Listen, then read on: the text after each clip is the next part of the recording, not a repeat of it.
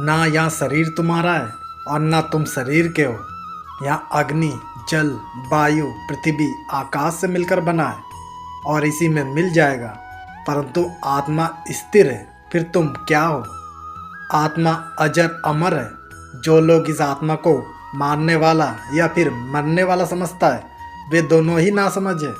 आत्मा ना किसी को मारती है और ना किसी के द्वारा मारी जा सकती है। आत्मा ना कभी जन्म लेती है और ना कभी मरती है। शरीर का नाश हो जाने पर भी इसका नाश कभी नहीं होता। तुम अपने आप को भगवान को अर्पित करो, यही सबसे उत्तम सहारा है।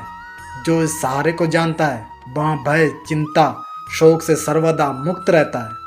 जैसे मनुष्य अपने पुराने वस्त्रों को उतारकर दूसरे नए वस्त्र धारण करता है, वैसे ही जीव मृत्यु के बाद अपने पुराने शरीर को त्याग कर नए शरीर प्राप्त करता है।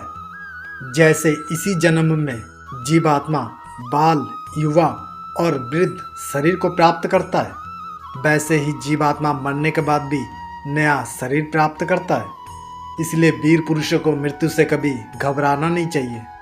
शस्त्र इस आत्मा को काट नहीं सकता, अग्नि इसको कभी जला नहीं सकता, जल इसको कभी गीला नहीं कर सकता और वायु इसे कभी सुखा नहीं सकता। परिवर्तन संसार का नियम है। जिसे तुम मृत्यु समझते हो वही तो जीवन है। एक क्षण में तुम करोड़ों के स्वामी बन जाते हो, दूसरे ही क्षण में तुम दरिद्र हो जाते हो। तेरा मेरा, छोटा बड़ा, अपना पराया मन से मिटा दो, फिर सब तुम्हारा है, तुम सबके हो।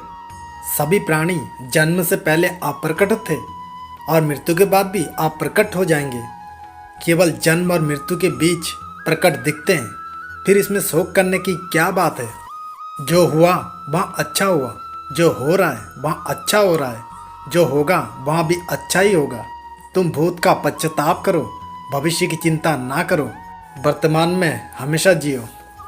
क्रोध से भ्रम पैदा होता है, भ्रम से बुद्धि व्यग्र होती है, जब बुद्धि व्यग्र होती है तब तर्क नष्ट हो जाता है, जब तर्क नष्ट हो जाता है तब व्यक्ति का पतन हो जाता है। सुख दुख, लाभ हानि और जीत हार की चिंता ना करे। मनुष्य को अपनी शक्ति के अनुसार कर्तव्य कर्म करना चाहिए। ऐसे भाव से कर्म करने पर मनुष्य को पाप नहीं लगता।